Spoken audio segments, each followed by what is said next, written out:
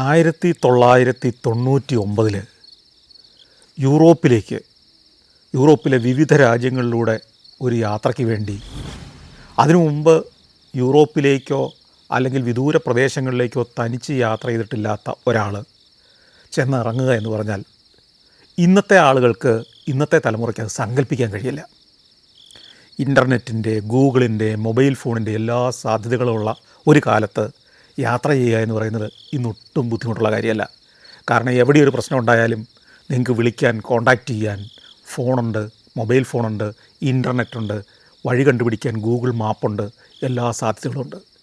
ഇതൊന്നുമില്ലാത്തൊരു കാലത്ത് ആണ് ഞാൻ എൻ്റെ യാത്രകൾ തുടങ്ങുന്നത്, എൻ്റെ ആദ്യ യൂറോപ്പ് യാത്ര നടത്തുന്നത്.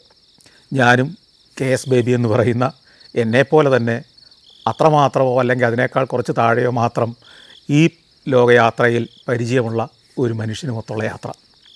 ലണ്ടൻ ഹീത്രൂ എയർപോർട്ടിൽ ചെന്നിറങ്ങുമ്പോൾ ഉണ്ടായ പ്രശ്നങ്ങൾ ഞാൻ മറ്റൊരു എപ്പിസോഡിൽ വേറെ എപ്പോഴോ പറഞ്ഞിട്ടുണ്ട്. വർണ്ണവിവേചനത്തിൻ്റെ പ്രതിസന്ധികൾ നേരിട്ട ഒരു തുടക്കമായിരുന്നത്. ഇവിടുന്ന് പുറത്തിറങ്ങി നമ്മൾ ലണ്ടനിലെ റോയൽ നാഷണൽ എന്ന് പറയുന്ന ഒരു ഹോട്ടലിൽ താമസിക്കാൻ മുറി ബുക്ക് ചെയ്ത് തന്നിട്ടുണ്ട്. അപ്പോൾ ലണ്ടൻ നഗരത്തിലേക്ക് ഈ ഹീത്രൂവിൽ നിന്ന് പോകുന്ന ഒരു ബസ്സുണ്ട്, പല ബസ്സുകളുണ്ട്. ഞങ്ങൾ ഉച്ച കഴിഞ്ഞപ്പോൾ എയർപോർട്ടിലെത്തി എമിഗ്രേഷനെല്ലാം കഴിഞ്ഞ് പുറത്തിറങ്ങിയതാണെങ്കിലും പലരോടും ചോദിച്ചും വഴി തെറ്റിയും ഒക്കെ കുറേ സമയമെടുത്ത് എങ്ങനെയൊക്കെയാണെന്ന് അറിയത്തില്ല ഈ ബസ് പുറപ്പെടുന്ന സ്ഥലത്തെത്തി. അത് ലണ്ടൻ നഗരത്തിലെ പ്രധാന റെയിൽവേ സ്റ്റേഷൻ്റെ സമീപം വരെ എത്തുന്നതാണെന്ന് മനസ്സിലായി. ഞങ്ങൾ തീരുമാനിച്ചു ഏതായാലും അതിൽ കയറി അങ്ങ് പോകാം. അങ്ങനെ ആ ബസ്സിൽ കയറി ഞങ്ങൾ ലണ്ടൻ നഗരഹൃദയത്തിലേക്ക് എത്തുന്നു. അപ്പോഴെൻ്റെ കയ്യിൽ ആ കൂറ്റൻ ക്യാമറയുണ്ട്. ഈ സംഭവങ്ങളെല്ലാം നടക്കുമ്പോഴും, ഈ ബുദ്ധിമുട്ടുമ്പോഴും, വഴിയറിയാതെ നടക്കുമ്പോഴും, വഴി ചോദിച്ച് നടക്കുമ്പോഴും എല്ലാം ആ കൂറ്റൻ ക്യാമറ തോളിൽ വെച്ചാണ് നടക്കുന്നത്.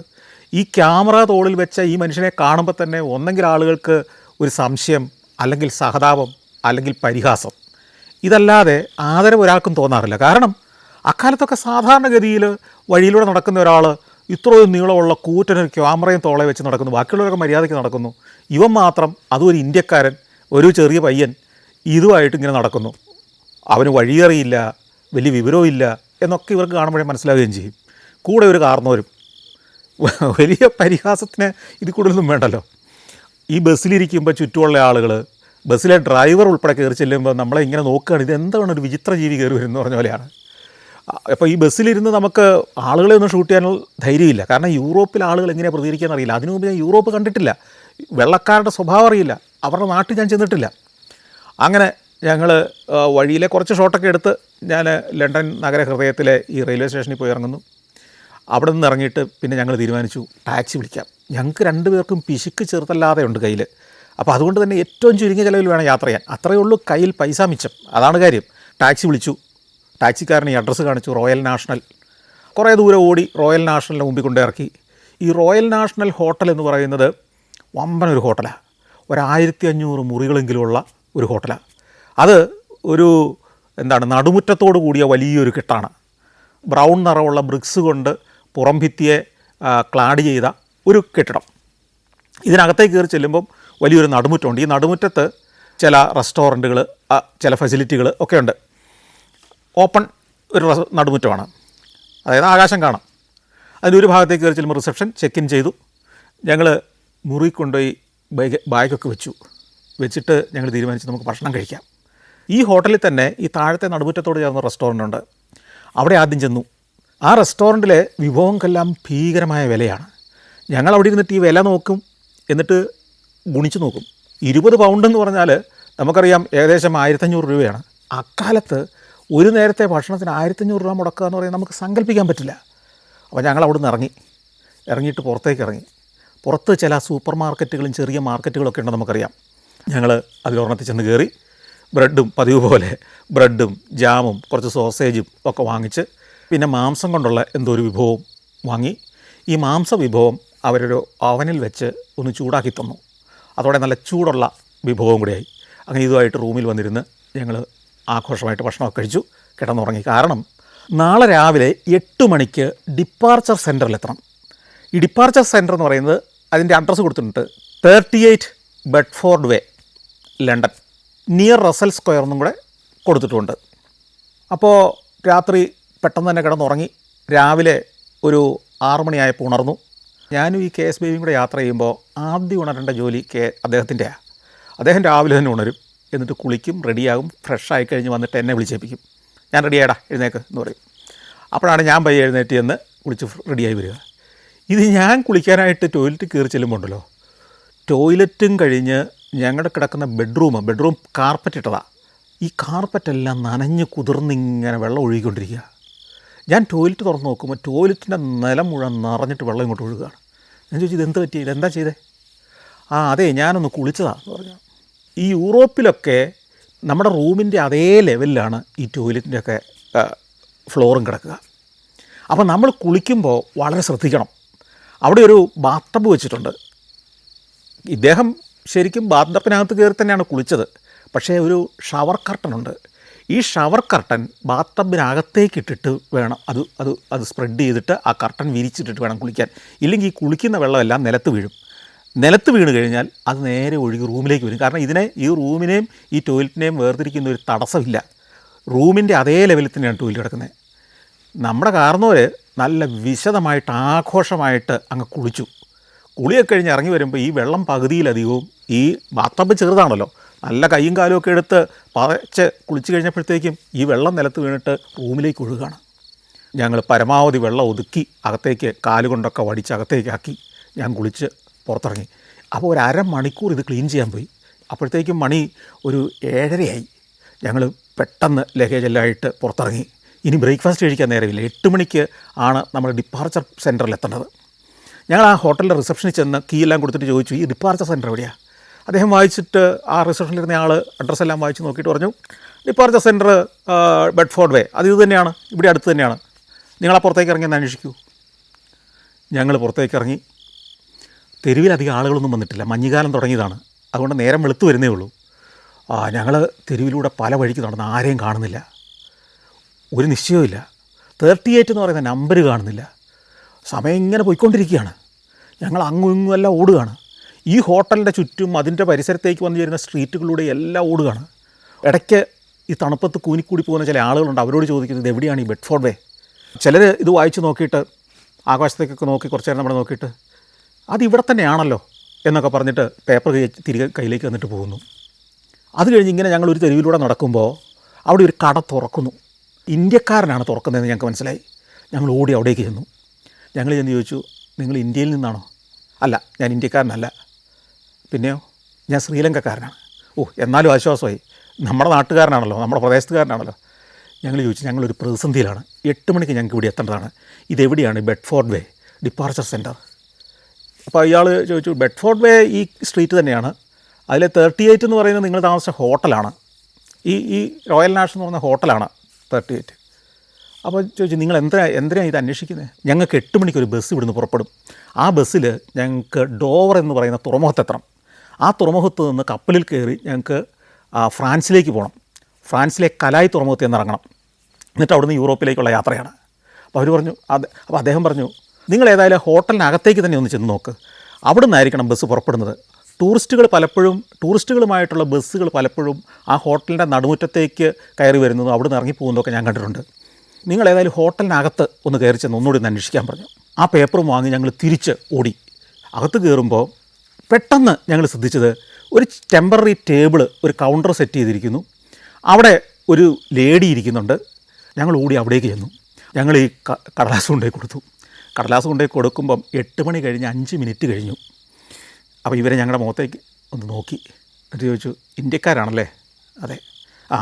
പൊതുവേ ഇന്ത്യക്കാരിങ്ങനെയാണ്, ബസ് പുറപ്പെടാൻ സ്റ്റാർട്ടാക്കി നിർത്തിയിരിക്കുക. ഈ ഹോട്ടലിൻ്റെ റിസപ്ഷനിൽ ചെന്ന് അന്വേഷിച്ചു നിങ്ങൾ ഇവിടെയാണ് താമസിക്കുന്നതെന്ന് അതിനകത്തുണ്ടായിരുന്നു, നിങ്ങൾ പോയി എന്ന് കണ്ടു, ഇപ്പോൾ ബസ് പോയേനെ, പെട്ടെന്ന് കൊണ്ടുപോവാ പേപ്പർ എന്നൊക്കെ പറഞ്ഞിട്ട് അവരെന്തൊക്കെയോ ഫോമൊക്കെ ഫില്ല് ചെയ്തു. എന്നിട്ട് ഞങ്ങളെ കൂട്ടിക്കൊണ്ട് പുറത്ത് കാത്തു നിൽക്കുന്ന ബസ്സിലേക്ക് കൊണ്ടുപോയി കയറ്റിവിട്ടു. 1.5 മണിക്കൂർ നേരം ഞങ്ങൾ അനുഭവിച്ച സംഘർഷത്തിന് കണക്കില്ല. ഈ റിസപ്ഷനിൽ ഇരിക്കുന്നവനൊന്ന് പറഞ്ഞാൽ മതിയായിരുന്നു ഇവിടെ തന്നെയാണെന്ന്, പ്രശ്നം തീർന്നേനെ. അത് പറഞ്ഞില്ല.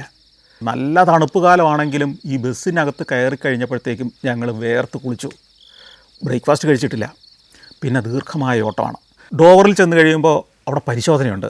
നമ്മൾ UK നിന്ന് ഫ്രാൻസിലേക്ക് അല്ലെങ്കിൽ യൂറോപ്പിലേക്ക് കടക്കുകയാണ്. അപ്പോൾ ഒരു എമിഗ്രേഷൻ പരിശോധനയൊക്കെ ഉണ്ട്. നീണ്ട ക്യൂ ആണ്. എമിഗ്രേഷൻ പ്രോസസ് എല്ലാം കഴിഞ്ഞു. ഒരു 11 മണിയായപ്പോഴത്തേക്കും കപ്പലിനകത്ത് കയറി. താമസിയാതെ കപ്പൽ പുറപ്പെട്ടു. ഫെറി ഷിപ്പാണ് ശരിക്കും പറഞ്ഞാൽ. ഒരു 1.5 മണിക്കൂർ മതി ഈ ഡോവറിൽ നിന്ന് കലായിലെത്താൻ. മുകളിലേക്ക് കയറി ചെല്ലുമ്പം അവിടെ 2-3 നിലകളിൽ വമ്പൻ ഹാളുകളാണ്. ഈ ഹാളിന് ചുറ്റും ഒരു ഫുഡ് കോർട്ട് പോലെയാണ്, റെസ്റ്റോറൻറ്റുകളാണ്. കൂടാതെ ആളുകൾക്ക് കളിക്കാനുള്ള ഗെയിമിങ്ങിനുള്ള മെഷീനുകളുണ്ട്, പലവിധ എൻ്റർടൈൻമെൻറ്റ്സ് ഉണ്ട് അതിനകത്ത്. പ്രധാനമായിട്ടും റെസ്റ്റോറൻറ്റുകളാണ്. അപ്പോൾ നല്ല വിശപ്പായല്ലോ, 11 മണിയായപ്പോഴത്തേക്ക് നല്ല വിശപ്പായി. ഇപ്പോൾ എന്ത് കഴിക്കണം? അങ്ങനെ ചെല്ലുമ്പോൾ ഒരിടത്ത് പിസ്സ വിൽക്കുന്ന ഒരു റെസ്റ്റോറൻ്റാണ്. അപ്പോൾ ഞാൻ ജീവിതത്തിൽ അതുവരെ പിസ്സ കഴിച്ചിട്ടില്ല. അങ്ങനെ ആ കപ്പലിൽ വെച്ചാണ് ഞാൻ ജീവിതത്തിൽ ആദ്യമായിട്ട് 1999 പിസ്സ എന്ന് പറയുന്ന ആ ഭക്ഷണം കഴിക്കുന്നത്. പക്ഷേ ആദ്യം കഴിച്ചപ്പോൾ എനിക്കൊട്ടും ഇഷ്ടപ്പെട്ടില്ല ഭക്ഷണം. പക്ഷേ പിന്നീട് ഞാൻ പല രാജ്യങ്ങളിലും വെച്ച് പിസ്സ കഴിച്ചിട്ടുണ്ട്. ആ പിസ്സയൊക്കെ വ്യത്യസ്തങ്ങളായ രുചിഭേദങ്ങളോടെ രസകരമായ ഭക്ഷണമായിട്ട് എനിക്ക് പിന്നീട് തോന്നിയിട്ടുണ്ട്. ചീസൊക്കെ ആദ്യം ഞാൻ കഴിക്കുമ്പോൾ എനിക്ക് അത്ര ഇഷ്ടമായിരുന്നില്ല, അതുകൊണ്ടായിരുന്നിരിക്കണം. പക്ഷേ പിന്നീട് ഞാൻ ചീസിൻ്റെ ഒരു ആരാധകനായി മാറി. കപ്പൽ അങ്ങനെ ഓടി കലായി തുറമുഖത്തെത്തുന്നു, തീരത്തടുക്കുന്നു. പരിശോധന എല്ലാം കഴിഞ്ഞ് ഞങ്ങൾ പുറത്തിറങ്ങി അങ്ങ് ചെല്ലുമ്പോൾ തന്നെ അവിടെ ഞങ്ങൾക്ക് കാണാവുന്ന പോലെ തന്നെ കോസ്മോസ് എഴുതിയ ബസ് നിൽക്കുന്നുണ്ട്. ബസ്സിൻ്റെ വാതിൽക്കൽ ഒരു ലേഡി ഒരു ഫയലൊക്കെ ആയിട്ട് നിൽക്കുന്നു. ഞങ്ങൾ 2 പേര് മാത്രമല്ല, അപ്പോഴാണ് മനസ്സിലായി ആ കപ്പലിൽ നിന്ന് ഒരു 6-7 പേര് വേറെ ഇറങ്ങി വരാനുണ്ട്. അവരും കൂടെ ഇറങ്ങി വരുന്നു, ബസ്സിനകത്ത് കയറി യാത്ര തുടങ്ങുന്നു. വ്യത്യസ്തങ്ങളായ യൂറോപ്യൻ വിഭവങ്ങളെ ഞാൻ അടുത്തറിയുന്നത് ഈ യാത്രയിലാണ്. അടുത്തറിഞ്ഞെന്ന് മാത്രമല്ല, ഞാൻ ഈ പിസ്സ ആദ്യമായിട്ട് ജീവിതത്തിൽ കഴിച്ചു എന്നതുപോലെ തന്നെ ഞാൻ ജീവിതത്തിൽ ആദ്യമായിട്ട് KFC കെൻഡക്കി ഫ്രൈഡ് ചിക്കൻ കഴിക്കുന്നത് ഈ യാത്രയിലാണ്. അന്ന് KFC എന്ന് പറഞ്ഞ സാധനം ഇന്ത്യയിലില്ല, ഇന്ത്യയിലേക്ക് വന്നിട്ടില്ല, നമ്മൾ കേട്ടിട്ടേ ഉള്ളൂ. ചിലരൊക്കെ കേട്ടിട്ടുണ്ട്, ചിലർ കേട്ടിട്ടില്ല. 99 കഥയാണ് ഞാനീ പറയുന്നത്.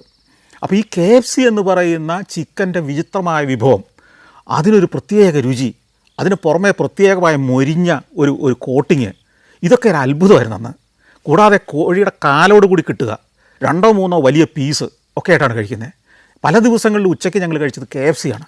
പക്ഷേ ഈ യാത്രയിൽ ചില അബദ്ധങ്ങളും പറ്റിയിട്ടുണ്ട്. France, Belgium, Luxembourg, Switzerland, Italy, ഇങ്ങനെ പല രാജ്യങ്ങളിലൂടെ ഓടിയാണ് നമ്മുടെ ഈ ടൂർ അവസാനിക്കുന്നത്. അങ്ങനെ ഓടി റോമിലെത്തുന്നു. നമ്മൾ റോമിലെത്തിക്കഴിയുമ്പോൾ ഈ അച്ഛന് ചില ബന്ധുക്കൾ അവിടെയുണ്ട്. അവരെ നേരത്തെ വിളിച്ചറിയിച്ചിരുന്നു ഇന്ന ദിവസം ഞങ്ങൾ റോമിൽ വരുമെന്ന്. അന്ന് താമസിക്കുന്ന ഹോട്ടൽ ഏതാണെന്ന് നമ്മളെ നേരത്തെ അറിയിച്ചിട്ടുണ്ട്. അപ്പോൾ ആ ഹോട്ടലിലാണ് താമസമെന്നും പറഞ്ഞിരുന്നു. ഞങ്ങൾ ആ ഹോട്ടലിൽ ചെന്ന ഉടനെ തന്നെ അച്ഛൻ അവിടുന്ന് റിസപ്ഷനിൽ നിന്ന് ഈ വീട്ടിലെ ഈ ബന്ധുവിനെ വിളിച്ചു. അപ്പോൾ ഈ ബന്ധു കാറുമായിട്ട് വരുന്നു. ഞങ്ങളെ ഈ കാറിൽ കൂട്ടിക്കൊണ്ട് പോവുകയാണ് അവരുടെ വീട്ടിലേക്ക്. വീട്ടിൽ ചെന്നപ്പോൾ അതിഗംഭീരമായൊരു സദ്യ ഒരുക്കി വെച്ചിരിക്കുകയാണ്.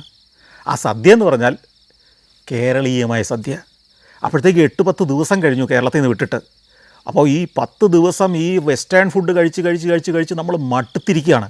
കുറച്ച് ചോറ്, കുറച്ച് പുളിശ്ശേരി, ഒരു മീൻകറി, എന്തെങ്കിലും അല്ലെങ്കിൽ ഇച്ചിരി അച്ചാറെങ്കിലും കിട്ടാൻ വേണ്ടി കൊതിക്കുന്നൊരു സമയത്താണ് ഈ വീട്ടിലേക്ക് ചെല്ലുന്നത്. വീട്ടിൽ നല്ല ഒന്നാന്തരം മട്ടയരി കൊണ്ടുള്ള ചോറ്, പുളിശ്ശേരി, നല്ല മീൻകറി, കുടംപുളി ഇട്ട് വറ്റിച്ച മീൻകറി, പയറുതോരൻ, ഇങ്ങനെ നാടൻ വിഭവങ്ങളെല്ലാം ആയിട്ടാണ് സദ്യ ഒരുക്കി വെച്ചിരിക്കുന്നത്. ഈ സദ്യയുടെ കൂടെ ഇവരൊരു കാര്യം കൂടെ ഒരുക്കി വെച്ചിരുന്നു, ഒരു കുപ്പി വൈൻ, റെഡ് വൈനും കൂടെ. അന്നാണ് ഞാൻ ജീവിതത്തിൽ ആദ്യമായിട്ട് റെഡ് വൈൻ കുടിക്കുന്നത്. നമ്മളൊക്കെ വൈൻ വളരെ ചെറുപ്പത്തിലേ കഴിച്ചിട്ടുണ്ട്, ചെറിയ അളവിൽ, വളരെ മൈന്യൂട്ട് അളവിൽ. ഈ പള്ളിയിൽ ചെല്ലുമ്പോൾ കുർബാനയ്ക്ക് ഈ അപ്പം അന്നൊക്കെ വൈനിൽ മുക്കിയാണ് തരിക. ഇപ്പോൾ വൈനിൽ അങ്ങനെ മുക്കാറില്ല. അപ്പോൾ ഈ വൈനിൻ്റെ ഒരു രുചി എനിക്ക് തോന്നുന്നത് ക്രിസ്ത്യാനി പിള്ളേരൊക്കെ ആദ്യം അറിയുന്നത് ഈ കുർബാന സ്വീകരിക്കുമ്പോഴാണ്. അപ്പോൾ അതിനൊരു നേർത്ത മധുരവും ഒരു ചെറിയ വേറൊരു രുചിയൊക്കെയാണല്ലോ. ഇതാണ് ഞാൻ പ്രതീക്ഷിക്കുന്ന വൈനിൻ്റെ രുചി. ഈ റെഡ് വൈന് ഒരു കയ്പും ഒരു സുഖമില്ലാത്ത രുചി. ഞാനൊരു മധുരമുള്ള ഒരു വൈനാണ് പ്രതീക്ഷിച്ചത്. പക്ഷേ എങ്കിലും 1.5 ഗ്ലാസ് വൈനൊക്കെ കുടിച്ചു. അത്താഴം കഴിഞ്ഞു. രാത്രി ഞങ്ങളെ ഹോട്ടലിൽ കൊണ്ടുപോയാക്കി. പിറ്റേ ദിവസം രാവിലെ നമ്മൾ വത്തിക്കാൻ കാണാൻ പോകണം. അപ്പോൾ രാവിലെ ഉണരണം. രാവിലെ എന്ന് പറഞ്ഞാൽ 7 മണിക്ക് തന്നെ റെഡിയായി ബ്രേക്ക്ഫാസ്റ്റ് എല്ലാം കഴിച്ച് ബസ്സിൻ്റെ അടുത്ത് എത്തണം. 7 മണിക്ക് ബസ് പുറപ്പെടും, ഇതാണ് പറഞ്ഞിരിക്കുന്നത്. അതിന് കാരണം ഈ വത്തിക്കാൻ മ്യൂസിയത്തിലേക്ക് ആദ്യം പോവുക. ഈ വത്തിക്കാൻ മ്യൂസിയത്തിൽ കയറാൻ നീണ്ട ക്യൂ ആണ്. റോമിലെത്തുന്ന ടൂറിസ്റ്റുകളിൽ വലിയൊരു ശതമാനവും നിർബന്ധപൂർവ്വം കാണുന്നൊരു സ്ഥലമാണ് വത്തിക്കാൻ മ്യൂസിയം. ഈ വത്തിക്കാൻ മ്യൂസിയത്തിലേക്ക് കയറണമെങ്കിൽ അതിരാവിലെ ചെന്ന് ക്യൂവിൽ നിന്ന് ടിക്കറ്റ് എടുത്ത് കയറിയെങ്കിൽ മാത്രമേ കയറാൻ പറ്റുള്ളൂ. അപ്പോൾ അതുകൊണ്ടാണ് 7 മണിക്ക് തന്നെ പോകുന്നത്. രാവിലെ ഒരു 5 മണിയൊക്കെ ആകുമ്പോൾ ഞാൻ ഉറക്കത്തിൽ നിന്ന് ഉണരുകയാണ്. ഉണരുമ്പോൾ എനിക്ക് ഭീകരമായ തലവേദനയാണ്. തലവേദന എന്ന് പറഞ്ഞാൽ സഹിക്കാൻ വയ്യാത്ത തലവേദന, തലവെട്ടൽ എന്ന് പറയുന്ന പോലത്തെ. ഉറങ്ങാൻ ശ്രമിച്ചിട്ട് നടക്കുന്നില്ല. ഞാൻ എഴുന്നേറ്റു, കുളിച്ചു, റെഡിയായി. തലവേദന കൂടി വരികയാണ്. അച്ഛൻ എഴുന്നേറ്റു. ഞാൻ പറഞ്ഞു ഇങ്ങനെ തലവേദനയാണ്. ചോദിച്ചാൽ എന്തായിരിക്കും പ്രശ്നം, മനസ്സിലാവുന്നില്ല. ബ്രേക്ക്ഫാസ്റ്റ് രാവിലെ 6 മണിക്ക് തുടങ്ങും. കഴിക്കാൻ പോകാൻ തീരുമാനിച്ചു. പക്ഷേ എനിക്കൊന്നും കഴിക്കാൻ പറ്റുന്നില്ല. അച്ഛൻ പോയി ബ്രേക്ക്ഫാസ്റ്റ് കഴിച്ചു. ഞാൻ വെറുതെ അവിടെ ഇരുന്നു. എനിക്കിപ്പോൾ ഛർദ്ദിക്കുമെന്നുള്ളൊരു തോന്നലാണ്. സംഭവം ആലോചിച്ചപ്പോൾ മനസ്സിലായി, ഇന്നലെ രാത്രി ഞാൻ ജീവിതത്തിൽ ആദ്യമായിട്ട് വൈൻ കുടിച്ചു. ഒന്നെങ്കിൽ ആ വൈൻ ഉണ്ടാക്കിയ പ്രശ്നമായിരിക്കണം, അതല്ലെങ്കിൽ ചോറിൻ്റെ കൂടെ ഞാൻ കുറേയേറെ ഒലിവുക ഉപ്പിലിട്ടത് കഴിച്ചു. ഇതും ആവാം പ്രശ്നം. ഇത് രണ്ടുമാണ് ഞാൻ പതിവില്ലാതെ കഴിച്ച സാധനങ്ങൾ. ഏതായാലും അസഹ്യമായ തലവെട്ടലോടുകൂടി രാവിലെ 7 മണിക്ക് ബസ്സിൽ ചെന്ന് കയറുന്നു. ക്യാമറ എടുത്ത് പൊക്കാൻ എനിക്ക് പറ്റുന്നില്ല. വത്തിക്കാൻ മ്യൂസിയത്തിൻ്റെ വാതക്കൽ താഴെ കൊണ്ടുപോയി ബസ് നിർത്തുന്നു. കുറേ ദൂരം നടന്ന് മ്യൂസിയത്തിനകത്ത് കയറുന്നു. അത്ഭുതകരമായ വിലയേറിയ ചരിത്ര അവശേഷിപ്പുകൾ സൂക്ഷിച്ചിരിക്കുന്ന ഒരു മ്യൂസിയമാണ്. കത്തോലിക്ക സഭയുടെ മാത്രമല്ല, ലോക ചരിത്രത്തിൻ്റെ ഏറ്റവും സുപ്രധാനമായ പല അവശേഷിപ്പുകളും സൂക്ഷിക്കുന്ന, മാനുസ്ക്രിപ്റ്റുകൾ സൂക്ഷിച്ചിരിക്കുന്ന, ലോക ചരിത്രത്തിൻ്റെ നിരവധി ഡോക്യുമെൻറ്റുകൾ സൂക്ഷിച്ചിരിക്കുന്ന അമൂല്യ ഒരു മ്യൂസിയമാണിത്. പക്ഷേ എന്തു ചെയ്യാം, എനിക്കൊന്നും ഷൂട്ട് ചെയ്യാൻ പറ്റുന്നില്ല. ഇത്തിരി കഴിഞ്ഞപ്പോഴത്തേക്ക് എനിക്ക് മനസ്സിലായി ഞാൻ ഛർദ്ദിക്കും. ഞാൻ ഗൈഡിൻ്റെ അടുത്ത് നിന്ന് പറഞ്ഞു എനിക്കൊന്ന് ടോയ്ലറ്റിൽ പോകണം. അപ്പോൾ പുള്ളി പറഞ്ഞു ടോയ്ലറ്റ് ഇനി ഇവിടെയൊന്നുമില്ല, അങ്ങ് പുറത്തിറങ്ങുന്നിടത്തേ ഉള്ളൂ. ഞാൻ പറഞ്ഞു എനിക്ക് പോയേ പറ്റൂ, ഞാൻ ഛർദ്ദിക്കും. അയാൾ പെട്ടെന്ന് അവരെല്ലാം ഒരിടത്ത് നിർത്തിയിട്ട് ഞാനുമായിട്ട് മുമ്പോട്ട് നടന്നു. പുറത്തിറങ്ങുന്ന ഒരു സ്ഥലം വരെ നടന്നു. കുറേ ദൂരം നടക്കണം. അപ്പോൾ ഓരോ സെക്കൻഡ് ഓരോ ചുവടും വെക്കുമ്പോൾ ഞാൻ ഇപ്പോൾ ഛർദ്ദിക്കും എന്നുള്ള മട്ടിലാണ് പോകുന്നത്. ഒരു ടോയ്ലറ്റ് കാണിച്ചു തന്നു. ഞാൻ ടോയ്ലറ്റ് കയറി ഛർദ്ദിച്ചെന്ന് പറഞ്ഞാൽ അതുപോലൊരു ഛർദ്ദി അനുഭവം ഉണ്ടായിട്ടില്ല. തളർന്ന അവശനായി. ഒരു 15-20 മിനിറ്റ് കഴിഞ്ഞ് ഞാൻ പുറത്തിറങ്ങി. അപ്പോഴും തലവെട്ടലുണ്ട്, പക്ഷേ ചെറിയൊരാശ്വാസം. വത്തിക്കാൻ മ്യൂസിയം കാണാൻ കഴിഞ്ഞില്ല. ഞാൻ ഇതെല്ലാം കഴിഞ്ഞ് പുറത്തിറങ്ങുന്ന ആ വാതൊക്കെ കാത്തു നിൽക്കുമ്പോഴത്തേക്കും വലിയ താമസിയാതെ എൻ്റെ ഗ്രൂപ്പ് വരുന്നു. ഗൈഡ് വന്ന് ചോദിച്ചു എങ്ങനെയുണ്ട് ഇപ്പോൾ. ഞാൻ പറഞ്ഞു ചെറിയൊരാശ്വാസമുണ്ട്. പിന്നെ ബസ്സിൽ കയറി ഞങ്ങൾ റോമിൻ്റെ മറ്റു കാഴ്ചകളിലേക്ക് പോയി. ഏതായാലും അടുത്ത 1 മണിക്കൂർ കഴിഞ്ഞപ്പോഴത്തേക്കും ശാന്തമായി. അങ്ങനെ റോമിൽ വെച്ച് ഞാൻ കഴിച്ച ഭക്ഷണം, ഇറ്റലിയിൽ വെച്ച് ആദ്യമായിട്ട് കഴിച്ച റെഡ് വൈൻ, ഇതൊക്കെ എനിക്ക് ഇന്നും ഒരു ഭീതിപ്പെടുത്തുന്ന ഓർമ്മയാണ്.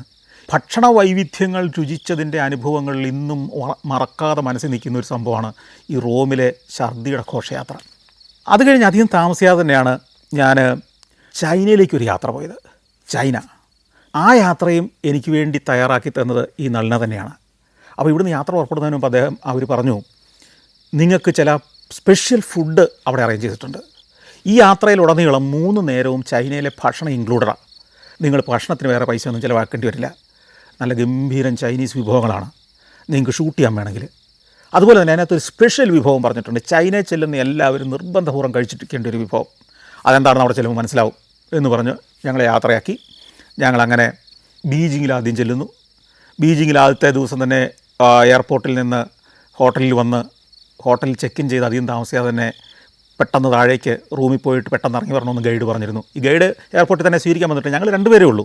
2 പേർക്ക് വേണ്ടി ഒരു കാറും ഒരു ഗൈഡും കൂടെ വന്നിരിക്കുക. ഭയങ്കര എക്സ്പെൻസീവ് അങ്ങനെയൊക്കെ യാത്ര ചെയ്യുന്നത്. ഞങ്ങൾ ഈ താമസിക്കുന്ന ഹോട്ടലിൽ തന്നെ അതിഗംഭീരമായ ഒരു റെസ്റ്റോറൻ്റ് ഉണ്ട്. അദ്ദേഹം പറഞ്ഞു ഈ റെസ്റ്റോറൻറ്റിൽ വെച്ച് നിങ്ങൾ ചൈനീസ് വിഭവങ്ങളെ പരിചയപ്പെടാൻ പോവുകയാണ്. ആദ്യമായിട്ട് നിങ്ങൾക്ക് വിളമ്പാൻ പോകുന്നത് പീക്കിംഗ് ഡക്കാണ്. ഞാൻ പീക്കിംഗ് ഡക്കെന്ന് അതുവരെ കേട്ടിട്ടേ ഇല്ല. ചൈനക്കാരുടെ ഏറ്റവും ഗംഭീരമായ ഒരു വിഭവമാണ് പീക്കിംഗ് ഡക്ക്. താറാവിനെ നന്നായിട്ട് അങ്ങ് മൊരിക്കും. പക്ഷേ അതിൻ്റെ തൊലിയാണ് നന്നായിട്ട് മൊരിയുക. അകം നല്ല സോഫ്റ്റായിരിക്കും. ഇങ്ങനെ മൊരിച്ചെടുത്ത ഈ താറാവിനെ നല്ല മൂർച്ചയുള്ള നേർത്ത കത്തി കൊണ്ട് ഇങ്ങനെ സ്ലൈസ് ചെയ്തെടുക്കും. എന്നിട്ട് ഇതിൻ്റെ ഈ തോല് ഇങ്ങനെ പൊളിച്ചെടുക്കും. നല്ല മസാല ദോശ നല്ല ക്രിസ്പി ആയിട്ട് ഉണ്ടാക്കി എങ്ങനെ ഇരിക്കും അതുപോലത്തെ സാധനം ഈ പുറത്തെ തോല്. ആ പുറത്തെ തോലും അകത്തെ സോഫ്റ്റായ ഇറച്ചിയും വെച്ചിട്ട് റൈസ് പേപ്പർ എന്ന് പറഞ്ഞ ഒരു സാധനത്തിനകത്ത് പൊതി, അതായത് നമ്മുടെ നേരത്തെ പത്തിരി ഉണ്ടല്ലോ, ഏതാണ്ട് അതിനേക്കാൾ കനം കുറഞ്ഞ മാവ് കൊണ്ടുള്ള ഒരു തരം പേപ്പറാണ്. അതിനകത്ത് ഇതിനെ പൊതിഞ്ഞ് കുറച്ച് വെജിറ്റബിൾസും അതെല്ലാം വെച്ച് മടക്കി ഇങ്ങ് തരും. ഈ പൊതിഞ്ഞ് തരുന്നതിന് വെറുതെ അങ്ങ് തിന്നാൻ പറ്റില്ല. അതിനെ ഒരു സോസിനകത്ത് മുക്കിയിട്ട് വേണം നമ്മൾ തിന്നാൻ. അപ്പോൾ ഇതിങ്ങനെ ആ ഷെഫ് തന്നെ ഇങ്ങനെ സ്ലൈസ് ചെയ്ത് ചെറിയ കഷ്ണങ്ങളാക്കി ഈ മൊരിഞ്ഞ തോലിനകത്തും പിന്നെ ഈ റൈസ് പേപ്പറിനകത്തും പൊതിഞ്ഞ് നമുക്ക് തരും. നമ്മളതെടുത്ത് ഈ സോസിൽ മുക്കിയിട്ട് നമ്മൾ കഴിക്കണം. ഇത് കഴിഞ്ഞിട്ട് ഇവരുടെ നിരവധിയായ ഫ്രൈഡ് റൈസ്, നൂഡിൽസ്, ഇങ്ങനെയുള്ള കുറേ വിഭവങ്ങളും അതിൻ്റെ സൈഡ് ഡിഷുകളും വരും. ഈ സൈഡ് ഡിഷിൽ ഏറ്റവും പ്രധാനപ്പെട്ട സാധനം എന്ന് പറയുന്നത് പ്രോൺസാണ്.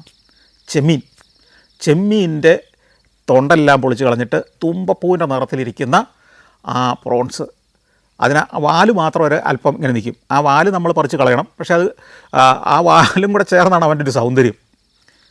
അതിൻ്റെ ടേസ്റ്റ് അപാരമായ ടേസ്റ്റാണ്. അതൊരു സോസിനകത്ത്, അതൊരു ചാറിനകത്താണ് കിടക്കുന്നത്. ആ ചാറിൻ്റെ രുചി ഇന്നും എന്നെ അത്ഭുതപ്പെടുത്തുന്ന ഒരു രുചിയാണ്. ഇന്നും മറക്കാത്ത രുചിയാണത്. ഈ വിഭവ വൈവിധ്യങ്ങളുടെ ചൈനയിൽ നിന്ന് തിരിച്ചെത്തി കഴിഞ്ഞിട്ടാണ് ഞാൻ പിന്നെ ഭൂട്ടാനിൽ പോകുന്നത്. ഭൂട്ടാനിൽ ഞാൻ പോകുന്ന സമയത്ത് അധികം ആളുകൾ ഭൂട്ടാനിലേക്ക് ഇന്ത്യയിൽ നിന്ന് പോലും യാത്ര ചെയ്ത് തുടങ്ങിയിട്ടില്ല. ഞാൻ ചെല്ലുമ്പോൾ അവരുടെ ട്രഡീഷണൽ വസ്ത്രമൊക്കെ ധരിച്ച ഒരു ഗൈഡും ഒരു ഡ്രൈവറും കാറുമായിട്ട് വന്നിട്ടുണ്ട്. ഞാൻ അന്ന് താമസിക്കുന്നത് പാരോയിലാണ് ഈ എയർപോർട്ട്. പാരോയിൽ തന്നെയുള്ള ഓലത്താങ് എന്ന് പറയുന്ന ഒരു ഹോട്ടലിലാണ്. ഓലത്താങ് ഏറ്റവും പഴയ ഹോട്ടലാണ്, അവിടുത്തെ ഏറ്റവും പഴക്കമുള്ള ഹോട്ടൽ. ഞാൻ ആ ചെല്ലുന്ന സമയത്ത് അത് മാത്രമേ ഉള്ളൂ പാരോ നഗരത്തിലെ ഒരു ഹോട്ടൽ എന്ന് പറയാൻ. അതുകൊണ്ട് അങ്ങോട്ടാണ് പോകുക. അത് മലമുകളിലാണ്. പാരോ നഗരത്തിൽ നിന്ന് കുറേ മല കയറിപ്പോയി മലയുടെ മുകളിലാണത്. അന്ന് ഈ ഹോട്ടലിൽ പോയി ചെക്ക് ഇൻ ചെയ്തിട്ട് ഈ കാറുമായിട്ട് തിരിച്ച് എന്നെ ഈ ടൗണിൽ കൊണ്ടുവന്ന് വിട്ടു. പാരോ ടൗണിൽ. പാരോ ടൗൺ ഒന്ന് കാണാൻ വേണ്ടിയിട്ടാണ്, ഒന്ന് പരിചയിക്കാൻ വേണ്ടിയിട്ടാണ്. അപ്പോൾ ചെല്ലുമ്പോൾ നിങ്ങൾക്ക് ഇമാജിൻ ചെയ്യാൻ കഴിയില്ല 2000 ആണ്ടിലെ ഭൂട്ടാനെ. ഇന്നത്തെ ഭൂട്ടാനുമായിട്ട് ഒരു ബന്ധവുമില്ല. ഈ നാളുകളിലൊക്കെ അല്ലെങ്കിൽ ഈ കഴിഞ്ഞ വർഷങ്ങളിലൊക്കെ ഭൂട്ടാനിൽ പോയ ആളുകൾക്ക് കാണാൻ കഴിയുക ഏതൊരു ഇന്ത്യൻ നഗരവും പോലെ ധാരാളം കാറുകൾ, ധാരാളം മനുഷ്യർ, ധാരാളം ടൂറിസ്റ്റുകൾ, ധാരാളം റെസ്റ്റോറൻറ്റുകൾ, നിരവധി ഹോട്ടലുകൾ, ഇതെല്ലാം ഉള്ളൊരു ഭൂട്ടാനാണെങ്കിൽ അന്ന് ഈ പാരോ നഗരത്തിലെ ഞാൻ ആദ്യം ചെല്ലുന്നത്, ഈ പാരോ നഗരത്തിൽ മരം കൊണ്ട് ട്രഡീഷണൽ ശൈലി പണിത ഒരു നിര കെട്ടിടങ്ങൾ മാത്രം. ആ ഒരു നിര കെട്ടിടങ്ങൾക്ക് ഒരു 3 നില ഉയരം ഉണ്ടാവും.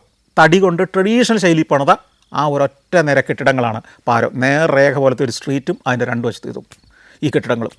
ഈ കെട്ടിടങ്ങളുടെ താഴത്തെ നിലയിൽ പലചരക്ക് പീടികകളുണ്ട്, റെസ്റ്റോറൻറ്റുകളുണ്ട്, നാട്ടുകാർ വന്ന് സാധനം വാങ്ങുന്ന പീടികകളാണ് കൂടുതലും, തുണിക്കടകളുണ്ട്, പലതുമുണ്ട്. അതിലിടയ്ക്കിടയ്ക്കെല്ലാം റെസ്റ്റോറൻറ്റുകളുണ്ട്. ഈ റെസ്റ്റോറൻറ്റ് എന്ന് പറഞ്ഞാൽ റെസ്റ്റോറൻറ്റ് ബോർഡൊന്നുമില്ല കേട്ടോ, നാടൻ ചായപ്പീടികകൾ എന്ന് വേണേൽ പറയാം. അവിടെ ചെല്ലുന്നവരൊക്കെ കഴിക്കുന്നതെന്നറിയോ? ചോറ്, സ്റ്റിക്കി റൈസ്, ചോറിൻ്റെ ഒരു കട്ട എടുത്തൊരു പ്ലേറ്റിലിട്ട് തരും. കൂടാതെ മുളക് കൊണ്ടൊരു പ്രത്യേക രീതിയിൽ ഉണ്ടാക്കുന്ന ഒരു ചമ്മന്തിയും കൂടെ തരും. ഇതാണ് 3 നേരം ഇവർ കഴിച്ചുകൊണ്ടിരിക്കുന്ന സാധനം. പിന്നെ ചില സ്പെഷ്യൽ ഒക്കേഷനോ വിശിഷ്ടാതിഥികളൊക്കെ ചെല്ലുകയാണെങ്കിൽ പന്നിയിറച്ചി സ്ലൈസ് ചെയ്ത് ഒരു പ്രത്യേക സോസിനകത്ത് ഇട്ട് ഉണ്ടാക്കിയ ഒരു കറി ഇങ്ങോട്ട് തരും. അതിന് പ്രത്യേകിച്ച് എരിവോ പുളിയോ മധുരമോ ഒന്നുമില്ല, ഒരു നിർഗുണനായ ഒരു പന്നിയിറച്ചി കറി. ഇതും കൂടെ കഴിക്കാം. ഇതാണ് അവിടെ എല്ലാവരും കഴിക്കുന്നത്. 3 നേരം ഇതാണ് കഴിക്കുന്നത്.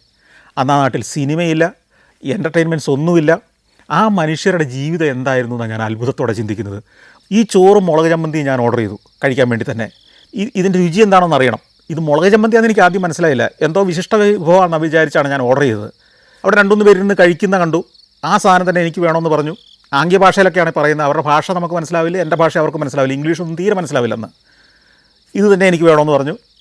അപ്പോൾ ഒരു പ്ലേറ്റിനകത്ത് കുറച്ച് ചോറും ഈ മുളക് ചമ്മന്തി വേറൊരു പാത്രത്തിലും കൊണ്ടുവന്ന് വെച്ചു. അപ്പോൾ ഇത് മുളക് ചമ്മന്തിയാണെന്ന് എനിക്കറിയില്ലെന്ന്. അപ്പം സ്പൂണും കൊണ്ടുവന്ന് തന്നു.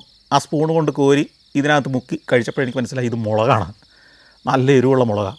എൻ്റെ വിചാരം ഈ ഭൂട്ടാനിൽ ഈ ചോറും ഈ പറഞ്ഞ മുളക് ചമ്മന്തിയും ഇത് മാത്രമേ ഉള്ളതാണ്. പക്ഷേ പിന്നീട് അടുത്തൊരു യാത്ര ഞാനൊരു 7-8 വർഷം കഴിഞ്ഞ് വീണ്ടും ഒരിക്കൽ കൂടെ പോയപ്പോഴാണ് കുറച്ചുകൂടെ നല്ല റെസ്റ്റോറൻറ്റുകൾ വന്നു, കുറച്ചുകൂടെ ഹോട്ടലുകൾ വന്നു, കുറച്ചുകൂടെ ടൂറിസ്റ്റുകൾ വന്നു തുടങ്ങി. അവർക്ക് വേണ്ട വിഭവങ്ങൾ ഹോട്ടലുകളിലെത്തി. അപ്പോഴാണ് കുറച്ചുകൂടെ ഭൂട്ടാൻ്റെ ഭക്ഷ്യവിഭവങ്ങൾ ഞാൻ എക്സ്പ്ലോർ ചെയ്യാൻ തുടങ്ങിയത്. വിശേഷ ദിവസങ്ങളിൽ ഇവർ കഴിക്കുന്ന യമാദാക്ഷി, കേവാദാക്ഷി എന്നൊക്കെ പറഞ്ഞിട്ടുള്ള ചില വിഭവങ്ങളുണ്ട്. അതെല്ലാം ചീസ് ചേർത്തുണ്ടാക്കുന്ന വിഭവങ്ങളാണ്. ചീസും മുളകും ചീസ് ഉരുളക്കിഴങ്ങും ഒക്കെ ചേർത്തുണ്ടാക്കുന്ന ചില വിഭവങ്ങൾ. അതൊക്കെ ഞാൻ ഈ 2ാമത്തെ യാത്ര പരീക്ഷിച്ച് ഓർക്കുന്നുണ്ട്. 2001 ഞാൻ വീണ്ടും യൂറോപ്പിലേക്കൊരു യാത്ര പോകുന്നത്. ആ യാത്രയിലും ഈ കേസ് ബേബി എൻ്റെ കൂടെയുണ്ട്. ജർമ്മനിയിൽ നിന്ന് തുടങ്ങി check republic, Poland, Belarus, Russia, Finland, Sweden, Denmark ഒക്കെ കഴിഞ്ഞ് തിരിച്ചു വരുന്ന ദീർഘമായൊരു യാത്രയാണ്. തമാര എന്ന് പറയുന്നൊരു ഗൈഡ്, ആ കഥകളൊക്കെ ഞാൻ പറഞ്ഞിട്ടുള്ളതാണ്. തമാരയോടൊപ്പമാണ് യാത്ര. ഒരു 4-5 ദിവസം കഴിഞ്ഞ് ഞങ്ങൾ പോളണ്ടിലെത്തി. പോളണ്ടിലെ റാക്ലോ എന്ന് പറയുന്ന ഒരു പട്ടണത്തിൽ അന്നും ഈ പറഞ്ഞ പോലെ തന്നെ ഉച്ചയ്ക്ക് ഭക്ഷണം ഈ ടൂറിൻ്റെ ഭാഗമല്ല. നമ്മളെ ഒരു സ്ഥലത്ത് ഇറക്കി വിടും, ഒരു ടൗൺ സ്ക്വയറിൽ ഇറക്കി വിടും. 1 മണിക്കൂർ കഴിയുമ്പം വരേണ്ട സ്ഥലം പറഞ്ഞു തരും. എന്നിട്ട് ബസ്സും ഗൈഡും ഡ്രൈവറും ഒക്കെ അങ്ങ് പോകും. നമ്മൾ ഭക്ഷണമൊക്കെ കഴിച്ചിട്ട് അവിടെ കാത്തു നിൽക്കണം കറക്റ്റ് സമയത്ത്. അവിടെ ഒരു KFCയുടെ റെസ്റ്റോറൻറ്റ് കണ്ടു. ഞങ്ങൾ അവിടെ കയറി. തണുപ്പ് കാലമാണ്, പക്ഷേ നല്ല വെയിലുള്ളൊരു ദിവസമാണ്. അപ്പോൾ അകത്ത് കയറി ഞങ്ങൾ ചിക്കൻ ഓർഡർ ചെയ്ത് അത് വാങ്ങിക്കൊണ്ടുവന്ന് ഈ റെസ്റ്റോറൻറ്റിൻ്റെ മുറ്റത്ത് കസേരകൾ ഇട്ടിട്ടുണ്ട്, മേശയുണ്ട്, അവിടെ ഇരുന്ന് കഴിക്കാം. അപ്പോൾ ഞങ്ങൾ അവിടെ ഇരുന്ന് കഴിക്കുന്നു. ഈ വെയിലുള്ള ദിവസം ഈ സായിപ്പിനും അങ്ങനെ ഒരു ശീലമുണ്ട്, എല്ലാവരും റെസ്റ്റോറൻറ്റിനകത്തിരിക്കില്ല, എല്ലാവരും പുറത്തിറങ്ങിയിരിക്കും. കുറേ ആളുകൾ ഇങ്ങനെ പല മേശകളിലിട്ടിരിക്കുന്നുണ്ട്. ഞങ്ങളിങ്ങനെ കഴിച്ചുകൊണ്ടിരിക്കുന്നു. അപ്പോൾ തൊട്ടടുത്തിരുന്ന് കഴിച്ച് ഒരു കുടുംബമാണ്, ഒരു ഫാമിലിയാണ്, ഒരു അച്ഛനും അമ്മയും 2 കുട്ടികളും. അവർ കഴിച്ചിട്ട് ആ സാധനം എല്ലാം മിച്ചമുള്ളതെല്ലാം അവിടെ ഇട്ടിട്ട് പോയി. ഞങ്ങളിങ്ങനെ കഴിച്ചുകൊണ്ടിരിക്കുമ്പോൾ പെട്ടെന്ന് ഒരു ചെറുപ്പക്കാരൻ, ഒരു 28-29 വയസ്സ് കാണും, മെലിഞ്ഞൊരു ചെറുപ്പക്കാരൻ ഓടിക്കേറി ഇങ്ങ് വരുന്നു. അപ്പോൾ അത് ഇയാൾ എൻ്റെ നേരെയാണ് വരുന്നതെന്ന് എനിക്ക് തോന്നി. ഇങ്ങനെ അങ്ങ് വന്നിട്ട് ആ തൊട്ടടുത്ത മേശയിലേക്ക് എത്തുന്നു.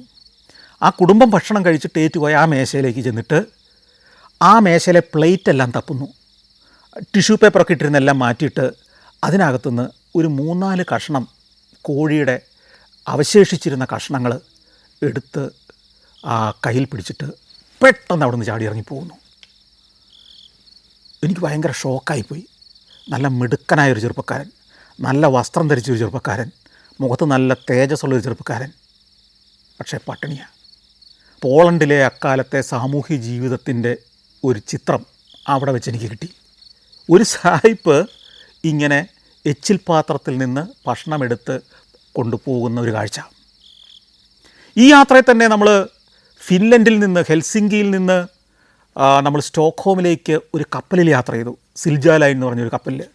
ആ യാത്രയിൽ വെച്ച് ഞാൻ ജീവിതത്തിൽ നേരിട്ട് ഏറ്റവും വലിയൊരു സംഘർഷത്തെക്കുറിച്ച് ഞാൻ നേരത്തെയൊക്കെ പലതവണ പറഞ്ഞിട്ടുണ്ട്. എൻ്റെ വീട്ടിലുണ്ടായ, എൻ്റെ മകൾക്കുണ്ടായ ഒരു അസുഖവും, അവൾ വളരെ ക്രിട്ടിക്കൽ സ്റ്റേജിൽ മെഡിക്കൽ കോളേജ്, കോട്ടയം മെഡിക്കൽ കോളേജിൽ അഡ്മിറ്റായിരിക്കുന്ന വിവരം അറിഞ്ഞിട്ടാണ് ഞാൻ ആ കപ്പലിലേക്ക് കയറുന്നത്. അപ്പോൾ ഏറ്റവും സംഘർഷഭരിതമായ ഒരു യാത്രയാണ്. അടുത്ത ദിവസം, ഒരു ദിവസം കഴിഞ്ഞേ നമ്മൾ ഇനി സ്റ്റോക്ക്ഹോമിൽ ചെല്ലുള്ളൂ. ഈ യാത്രയിലുടനീളം നമുക്ക് മൊബൈൽ ഫോൺ കിട്ടില്ല, കമ്മ്യൂണിക്കേഷൻ ഒരു ഫെസിലിറ്റി ഇല്ല, ഒരു വിവരവും നാട്ടിൽ നിന്ന് അറിയാൻ മാർഗ്ഗമില്ല. ഒറ്റ വിവരം അറിഞ്ഞിരിക്കുന്നു, മകൾ വളരെ ക്രിട്ടിക്കൽ സ്റ്റേജിലാണ്, ഹോസ്പിറ്റലൈസ്ഡ് ആണ്, ഏത് സമയവും എന്ത് സംഭവിക്കാം. അപ്പോൾ ഇങ്ങനെ പോകുന്ന ആ പോക്കിൽ ഞാൻ കപ്പലിനകത്ത് കയറിയിട്ട് എനിക്ക് ഒന്നും ചെയ്യാൻ കഴിയുന്നില്ല. കുറേ സമയം ഞാൻ പറഞ്ഞല്ലോ, തകർന്ന് തരിപ്പണമായിട്ട് ഞാൻ മുറിയിൽ കട്ടിലിൽ കമഴ്ന്ന് കിടന്നു. രാത്രിയായി. കുറേ കഴിഞ്ഞപ്പോൾ ഞാൻ ചിന്തിച്ചു, എൻ്റെ ദൗത്യം, എൻ്റെ ജോലി ഈ യാത്രയുടെ അനുഭവങ്ങൾ ചിത്രീകരിക്കാനാണ്. അതിനാണ് ഈ വലിയ ക്യാമറയായിട്ട് ഞാൻ ഇറങ്ങി പുറപ്പെട്ടത്. അതിനുവേണ്ടിയാണ് ഇത്രയും പണം മുടക്കി ഞാൻ വന്നിരിക്കുന്നത്. ഞാൻ ഈ കട്ടിലെ കമഴ്ന്ന് കിടന്നാലും എഴുന്നേറ്റ് നടന്നാലും ഒക്കെ നാട്ടിൽ സംഭവിക്കുന്നത് ഒന്ന് തന്നെയായിരിക്കും. ഞാൻ എൻ്റെ ജോലി ചെയ്യുക. അപ്പോൾ ഞാൻ ഈ ആശങ്കകൾ മറക്കും. ഞാൻ ക്യാമറയായിട്ട് ഇറങ്ങി ഈ കപ്പലിലെ കാഴ്ചകൾ ഷൂട്ട് ചെയ്യാൻ തുടങ്ങി. ഈ കപ്പലിലെ വ്യത്യസ്തമായ ജീവിതങ്ങൾ, സൗകര്യങ്ങൾ, ലക്ഷറി, ആഘോഷങ്ങൾ, ഇതെല്ലാം കപ്പലിൻ്റെ പല ഡെക്കുകളിലൂടെ നടന്ന് ഞാൻ ഷൂട്ട് ചെയ്തു. അങ്ങനെയാണ് ഞാൻ റെസ്റ്റോറൻറ്റിലേക്ക് ചെല്ലുന്നത്. റെസ്റ്റോറൻറ്റ് ചെല്ലുമ്പം വിഭവ വൈവിധ്യത്തിൻ്റെ, ആഘോഷത്തിൻ്റെ റെസ്റ്റോറൻറ്റാണ്. ബൊഫെ ഡിന്നറിങ്ങനെ ആഘോഷിച്ചുകൊണ്ടിരിക്കുക ആളുകൾ. ഞാൻ ചെന്നപ്പോൾ തന്നെ അല്പം വൈകി. പിന്നെ ഇതെല്ലാം ഷൂട്ട് ചെയ്ത് കഴിഞ്ഞപ്പോഴത്തേക്കും വിഭവങ്ങളൊക്കെ ഏതാണ്ട് കുറഞ്ഞു വന്നു. പിന്നെ ഞാൻ ചെല്ലുമ്പോൾ അവിടെ ഇരിക്കുന്ന ഒരു പ്രധാന വിഭവം എന്ന് പറയുന്നത് വലിയൊരു മത്സ്യമാണ്. ഏതാണ്ട് 1.5 മീറ്റർ നീളമുള്ളൊരു മത്സ്യം. ഈ മത്സ്യത്തിൻ്റെ ഒരു സൈഡിലെ മുഴുവൻ മാംസം എടുത്ത് തീർത്തു ആളുകൾ, ഇതിനു മുമ്പ് വന്നവർ. ഞാൻ ചെല്ലുമ്പോൾ അവിടുത്തെ ജീവനക്കാർ ഈ മത്സ്യത്തെ മറിച്ചിട്ടുകൊണ്ടിരിക്കുകയാണ്, മറിച്ച് തിരിച്ചങ്ങ് ഇടുകയാണ്. ഒരു 1.5 മീറ്റർ നീളമുള്ള വമ്പൻ മത്സ്യമാണ്. അപ്പോൾ ഞാൻ ആ പ്ലേറ്റുമായിട്ട് അവിടെ നിൽക്കുന്ന കണ്ടപ്പോൾ അവർ ചോദിച്ചു, എടുക്കട്ടെ ഇത്? ഞാൻ പറഞ്ഞു, എടുക്കാം. അവർ ഒരു കത്തി കൊണ്ട് ഒരു കഷ്ണം മുറിച്ച് എൻ്റെ പ്ലേറ്റിലേക്ക് വെച്ച് തന്നു. ഞാൻ അതുമായിട്ട് 2 ബ്രെഡും മറ്റെന്തോ സാധനങ്ങളൊക്കെ എടുത്ത് ഒരു കസേര മേശയിൽ പോയിരുന്നു. ഫോർക്ക് കൊണ്ട് ഒരു കഷ്ണം കുത്തിയെടുത്ത് വായിലേക്ക് വെക്കുമ്പോഴാണ് എനിക്കൊരു കാര്യം മനസ്സിലായത്, ഇത് പച്ച മത്സ്യമാണ്. അങ്ങനെ ഞാൻ ജീവിതത്തിലാദ്യമായിട്ട് പച്ച മത്സ്യം കഴിക്കുന്നത് ഈ സിൽജ ലൈനിൽ വെച്ചിട്ടാണ്. സിൽജ ലൈൻ എന്ന് പറയുന്ന ഈ കപ്പലിൽ വെച്ചിട്ടാണ്. ഈ പച്ച മത്സ്യത്തിന് പക്ഷേ ഒരു അരുചിയും എനിക്ക് തോന്നിയില്ല. ആസ്വാദ്യമായൊരു ഭക്ഷണം തന്നെയായിരുന്നു. പക്ഷേ അവിടുത്തെ ഭക്ഷണ വൈവിധ്യം, ആ ആഘോഷപൂർവമായ ആംബിയൻസ്, ഇതൊന്നും ആസ്വദിക്കാൻ പറ്റുന്നൊരു മാനസികാവസ്ഥയിലായിരുന്നില്ല ഞാൻ ആ യാത്രയിൽ നിന്നുള്ളതാണ് അതിൻ്റെ പ്രത്യേകത. അക്കാലത്ത് തന്നെയാണ് ഞാൻ ഈജിപ്റ്റ്, ടർക്കി, ഗ്രീസ്, ഈ 3 രാജ്യങ്ങളിലേക്ക് ഒരു യാത്ര പോകുന്നത്. ഈ യാത്ര ഞാൻ തനിച്ചാണ് പോകുന്നത്. അപ്പോഴത്തേക്കും KS ബേബിക്ക് മറ്റ് ചില തിരക്കുകളൊക്കെ ആയി. ഞാൻ ഫ്രീക്വൻ്റായിട്ട് യാത്ര ചെയ്യേണ്ട ആവശ്യം വന്നു. അത്ര ഫ്രീക്വൻ്റായിട്ട് അദ്ദേഹത്തിന് യാത്ര ചെയ്യാൻ പറ്റാത്ത ചില സാഹചര്യങ്ങളൊക്കെ ഉണ്ടായി. അപ്പോൾ അങ്ങനെ ഈജിപ്തിലേക്ക് ഞാൻ തനിച്ചു പോവുകയാണ്. ഈജിപ്തിൽ ആദ്യം ചെന്നിറങ്ങും. അവിടുന്ന് കാഴ്ചകളെല്ലാം കണ്ടതിന് ശേഷം, ചിത്രീകരിച്ചതിന് ശേഷം ഇസ്താംബൂളിൽ ചെല്ലും. തുർക്കിയിൽ ഇസ്താംബൂളിൽ 2-3 ദിവസം സ്പെൻഡ് ചെയ്തിട്ട് അവിടുന്ന് ഗ്രീസിലേക്ക് പോകും. ഗ്രീസിൽ നിന്ന് തിരിച്ചു യാത്ര ചെയ്യും. ഈ യാത്രയിലാണ് ഞാൻ ആദ്യമായിട്ട് ഈജിപ്ഷ്യൻ വിഭവങ്ങൾ അല്ലെങ്കിൽ പ്രത്യേകിച്ച് അറബി വിഭവങ്ങളുടെ പ്രത്യേകതകളിലേക്ക് ഞാൻ ഒരു സഞ്ചാരം നടത്തുന്നത്. അവിടെ ഖാൻ ഖലീലി എന്ന് പറയുന്നൊരു മാർക്കറ്റുണ്ട്. ഈജിപ്തിലെ പ്രശസ്തമായൊരു മാർക്കറ്റാണ്. അവിടെയാണ് അവിടുത്തെ ഒരു ജീവിതം കാണാൻ നമ്മൾ ചെല്ലേണ്ടത്. വഴിയോര കച്ചവടക്കാർ, കരകൗശല വസ്തുക്കൾ വിൽക്കുന്നവർ, ഹുക്ക വിൽപ്പനക്കാർ, ഈജിപ്ഷ്യൻ ഹാൻഡിക്രാഫ്റ്റ്സ് എല്ലാം വിൽക്കുന്ന കടകൾ, ഭക്ഷ്യവിഭവങ്ങളുടെ തെരുവുകൾ തന്നെ, നിരവധി റെസ്റ്റോറൻറ്റുകൾ, തനി നാടൻ ഈജിപ്ഷ്യൻ ഭക്ഷണ വിഭവങ്ങളെല്ലാം വിൽക്കുന്ന തെരുവുകൾ, ഇടുങ്ങിയ തെരുവുകളാണ്. ഈ തെരുവുകളിലൂടെ ജനം ഇങ്ങനെ ഒഴുകും. വൈകുന്നേരം ആകുമ്പോഴത്തേക്കും ഇതിനിടയ്ക്ക് കൂടെ സൈക്കിളിൽ ചിലർ പോവും. അഭ്യാസികളാണ്. ഒരു കൈ കൊണ്ട് അവർ ഹാൻഡിലെ പിടിച്ചിട്ടുണ്ടാവും, മറ്റേ കൈ ഇങ്ങനെ ഉയർത്തിപ്പിടിക്കും. ഈ ഉയർത്തിപ്പിടിച്ച കയ്യിൽ മുള കൊണ്ടുണ്ടാക്കിയ ഒരു വലിയ തട്ടുണ്ടാവും. ഒരു 1.5 മീറ്റർ നീളവും 1 മീറ്റർ വീതിയുള്ള വലിയൊരു തട്ട്. ആ തട്ട് ഒരു പെട്ടി പോലെ ഇരിക്കും. അതിങ്ങനെ കൈ പിടിച്ചിരിക്കും. ഈ തട്ടിനകത്ത് നിറയെ കുബൂസാണ്. കുബൂസ് എന്ന് പറഞ്ഞാൽ നമുക്കറിയാമല്ലോ, ഒരുതരം ഗോതമ്പ് ബ്രെഡാണ്. അതിന് അവർ വിളിക്കുന്ന ഐഷ് എന്നാണ്. ഐഷ് എന്ന് പറയുന്ന ബ്രെഡാണ്. അത് എല്ലായിടത്തും കിട്ടുന്ന ബ്രെഡാണ്. അതാണ് അതിൻ്റെ അവരുടെ പ്രധാന സ്റ്റേപ്പിൾ ഫുഡ്, അല്ലെ പ്രധാന ഭക്ഷണം എന്ന് പറയുന്നത്. അതിൻ്റെ കൂടെ മട്ടൺ, ചിക്കൻ, ഇങ്ങനെ പല മാംസ വിഭവങ്ങളും ചേർത്ത് ആണ് ഇവർ കഴിക്കുക. ഇവിടുത്തെ ഈ ഖാൻ ഖലീലി മാർക്കറ്റിൻ്റെ തെരുവുകൾ ഞാൻ പറഞ്ഞല്ലോ, നിരവധി റെസ്റ്റോറൻറ്റുകളാണ്. ഈ റെസ്റ്റോറൻറ്റുകളുടെ പുറത്തേക്ക് ഇറങ്ങി ആളുകൾക്ക് ഇരിക്കാനുള്ള കസേരകൾ ഇട്ടിട്ടുണ്ട്. അവിടെ ആളുകൾ നിരന്നിരുന്ന് ഹുക്ക വലിക്കുന്ന കാണാം. ഹുക്ക വലിക്കുന്നത് പുരുഷന്മാർ മാത്രമല്ല, സ്ത്രീകളുണ്ട്. ആ നാട്ടുകാരും വിദേശികളും ഒക്കെയായ സ്ത്രീകളും നിരന്നിരുന്ന് ഹുക്ക വലിക്കുന്ന ഒരു കാഴ്ച എനിക്ക് ആദ്യത്തെ ഒരു അനുഭവമായിരുന്നു. ആ യാത്രയിൽ ഈജിപ്തിൽ വെച്ചാണ് ഈ ഖാൻ ഖലീലി മാർക്കറ്റിലെ ഒരു റെസ്റ്റോറൻറ്റിലിരുന്നാണ് ഞാൻ ആദ്യമായിട്ട് കബാബ് കഴിക്കുന്നത്. കബാബ് എന്ന് പറഞ്ഞാൽ ആട്ടിറച്ചി നല്ല ക്യൂബുകളായിട്ട് മുറിച്ചെടുത്ത് കനലിൽ വെച്ച് ഗ്രില്ല് ചെയ്തെടുക്കുന്ന രുചികരമായ വിഭവം. അത്ര രുചികരമായ ആട്ടിറച്ചി അതിനു മുമ്പ് ഞാൻ കഴിച്ചിട്ടുണ്ടായിരുന്നില്ല.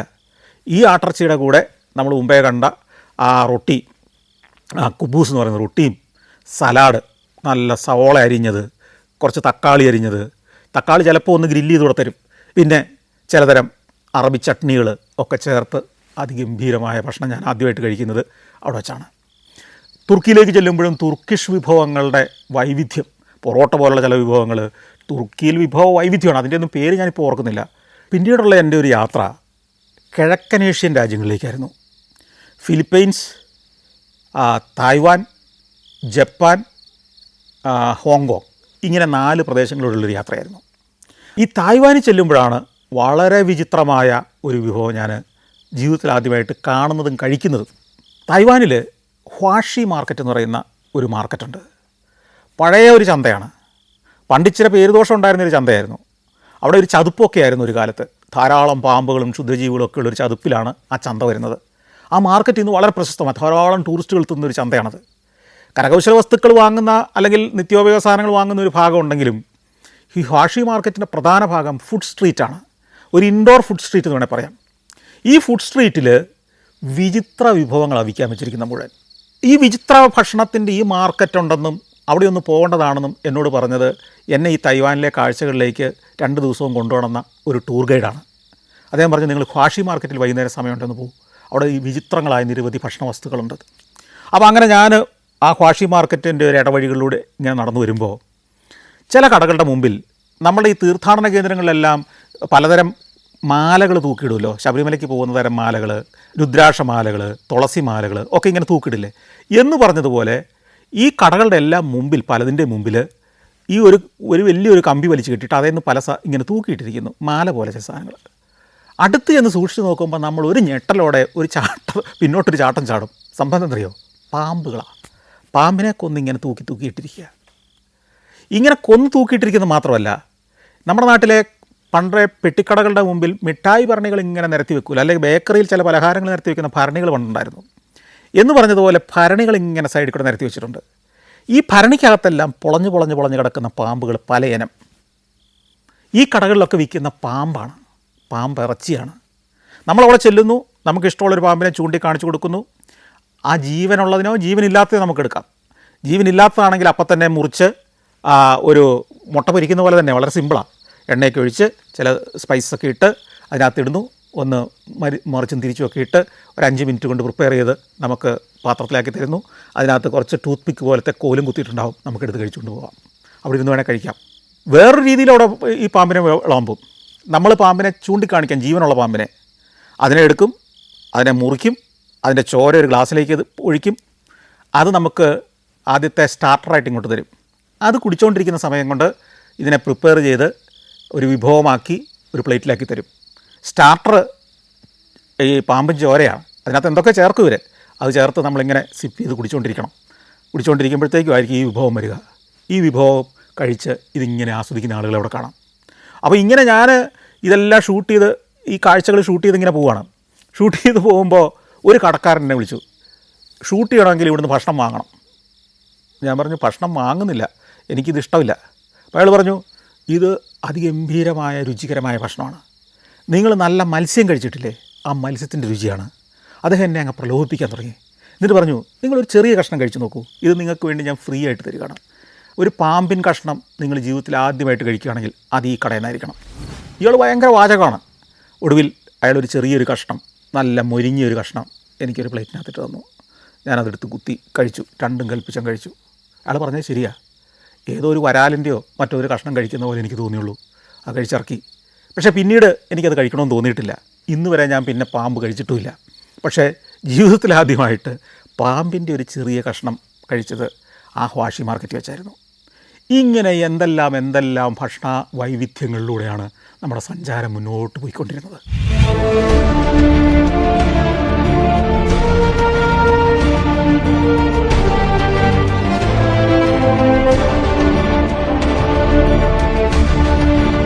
Morocco, north Macedonia, Kazakhstan, Zambia, Zimbabwe.